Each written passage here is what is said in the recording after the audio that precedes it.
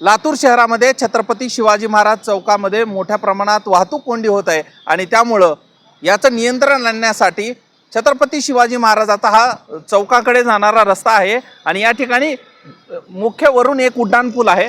उड्डाणपुलाच्या खाली underground road आहे आणि अंडरग्राऊंड रोडच्या बाजूला मी दाखवतोय आता या ठिकाणी अशा पद्धतीचे बॅरिकेड्स लावण्यात आलेले आहेत। हे बॅरिकेड्स हलणारे नाहीत, म्हणजे आता यातून कुठलाही 3 व्हीलर म्हणजे जे ऑटो आहेत तेही जाऊ शकणार नाहीत, त्याचबरोबर 4 व्हीलर मोठ्या गाड्याही जाणार नाहीत, अशी सगळी परिस्थिती या ठिकाणी करण्यात आलेली आहे। आता याचं कारण काय असे प्रश्न सोशल मीडियामध्ये फोटो आणि हे सगळं व्हायरल होत आहे। आता दुसरीकडे पाहू शकता ह्या बसस्टँडचा रोड आहे, गोलाईतलं बसस्टँड, या बसस्टँडच्या बाजूने हा सगळा रोड आणि वाहतूक येते। मोठ्या गाड्या बसेस देखील याच भागातून येतात, मात्र आता या बसेस कशा जाणार हा देखील प्रश्न आहे।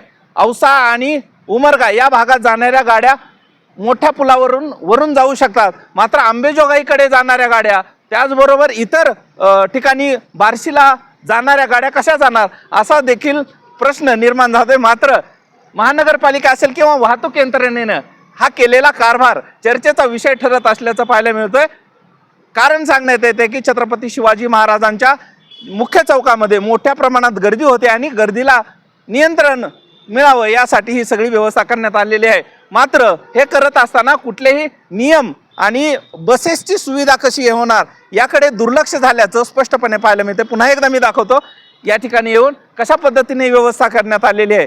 हा जो अंडरग्राऊंडचा पूर्ण भाग आहे यामधून मोठ्या गाड्या जाऊ शकत नाहीत। आपण पाहताय की मोठ्या प्रमाणात या ठिकाणी मोठ्या गाड्यांची ट्रक असतील, व्यवसायासाठी आलेल्या किंवा बस गाड्या यांची देखील वाहतूक होते, मात्र त्यांच्यासाठी हा मार्ग आता नसणार आहे। त्यामुळं या सगळ्या घटनेनंतर या ठिकाणचे काही व्हिडिओ आणि फोटो देखील व्हायरल झालेत आणि त्याच्यावरती लातूरकर संतप्त प्रश्न देखील उपस्थित करत असल्याचं पाहायला मिळतंय। त्यामुळं वाहतूक यंत्रणा असेल किंवा वाहतूक नियंत्रण करणारे अधिकारी असतील किंवा महानगरपालिकेचे कर्मचारी असतील, अधिकारी असतील, यांनी कशा पद्धतीने हा नियम घालून या ठिकाणी हे बसवलंय यावरती प्रश्न निर्माण होत आहेत। आता पुन्हा एकदा भाऊ, हा पूर्ण छत्रपती शिवाजी महाराज ज्यांचा पुतळा जिथपर्यंत आहे तिथपर्यंत पूर्ण रस्ता हा रिकामा दिसत आहे, अशी सगळी परिस्थिती आहे। लातूर शहरामधलं हे सगळं ते आहे। महानगरपालिकेमध्ये सत्तांतर झाला आणि सत्तांतरानंतर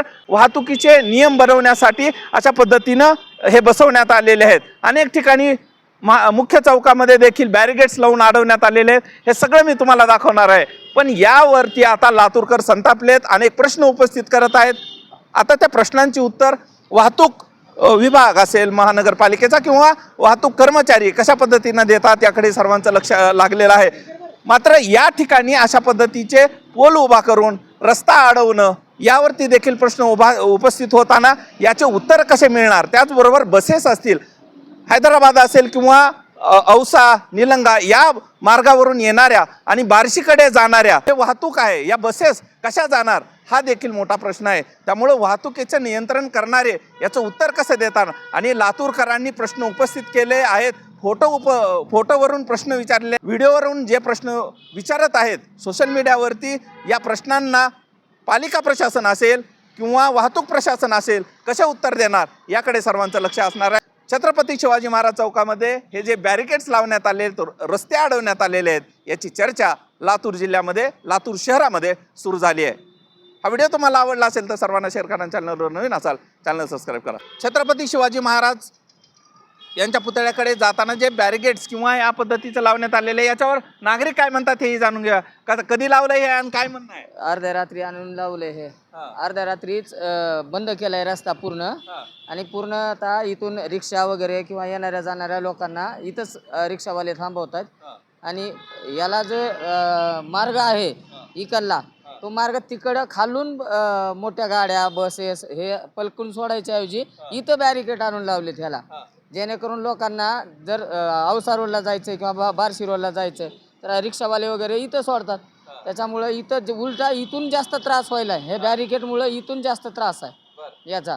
अंबेजोगाईला जाणाऱ्या असेल इकडून येणाऱ्या गाड्या किंवा आता बार्शीला बस स्टँडहून येणारी गाड्या, ह्या मोठ्या गाड्या कशा जातील, इथून जाऊ मोठ्या गाड्या इथून जाणार नाहीत, प्लस कुठली 4 व्हीलर किंवा बाकीचे कुठलेच वाहन, मोटरसायकल सोडली तर कुठलंच वाहन इथून जात नाही.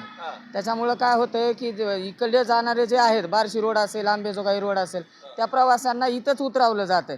त्याच्यामुळं इथं जास्तीची ट्रॉफिक जास्त होत आहे. इथं परत लोकांना खाली थांबवण्याच्या ऐवजी इथून परत रिवर्स गाड्या घेऊन जात आहेत लोक. बॅरिगेट्स लावण्यात त्याचा परिणाम काय होईल ते सांगा. नाही, परिणाम म्हणजे काय, इथून आता ऑलरेडी पूर्ण इथला जो मार्केट आहे, बाकीच्या गोष्टी आहेत, त्या सगळ्या इथून लोकांना जाताच येणार नाही ना. तर काय फायदा ह्याच्यात होणार. ऍक्सिडेंट झाले, तिथे ऍक्सिडेंट होता राहिलेत. काल कुणाला माहित नव्हतं इथं लावलेले आहेत. मोठ्या गाड्या आल्या, अंदाज लागत नाही, डायरेक्ट घालत्यात वर, घासत्यात. नंतर बसेस आलेल्या रिटर्न रिव्हर्स घेऊन गेले बसेस. अख्खं ट्रॅफिक जाम इकडे माग, इथून इकडं तर रिकामं झालं, पण इथून मागचं काय, त्याचं उत्तर कोण देणार? इथून मागचं काय? आता पालिका प्रशासन किंवा वाहतूक प्रशासनाला वाटलं असेल ना या गोष्टी करायला आपण, त्याच्यामुळं वाहतुकीची कोंडी सुटल. पण वाहतुकीची कोंडी इथून इथपर्यंत सुटेल, पण इथून महागाचे ट्रॅफिक वाढते, त्याचं बोलायला कोण आहे? त्याचं म्हणजे आहे जे आहे ते मोठ्या बसेस आहेत, बस असतील, ट्रॅव्हल्स असतील, दुपारी 3 वाजल्यापासून ट्रॅव्हल चालू होतात. मग ट्रॅव्हल दुपारी 3 वाजल्यापासून चालू होतात तर ट्रॅव्हल्सला बाहेर थांबवा ना, सिटीच्या बाहेर थांबवा. बसेस जे आहेत ते बसेस पाठीमागटला रस्ता वापरा. त्याला बारके वाहनं जे आहेत, मोटरसायकल, रिक्षावाले, बाकीचे जे आहेत, तर या लोकांना थांबवून नेण्याने काय फायदा होणार आहे ह्याच्यात? तुम्हाला दाखवतो हे रिक्षा चालकांसाठीचं हे एक ठिकाण झालेलं आहे. याच ठिकाणी आता थांबवतील रिक्षा चालक आणि हा पॉईंट बनेल अशी सगळी परिस्थिती आहे. लातूर जिल्ह्यामध्ये हे अनेक अनोखे प्रयोग होताना पाहायला मिळत आहेत आणि त्यातूनच भर रस्त्यामध्ये अशा पद्धतीचे खांब उभा केलेले आहेत, बॅरिकेड उभा केलेले आहेत. त्यामुळं हा रस्ता पूर्णतः बंद केलेला आहे. त्यामुळं सोशल मीडियावरती याची मोठ्या प्रमाणात चर्चा होते आणि या सगळ्याला लातूरकरांनी देखील विरोध केल्याचं पाहायला मिळतंय.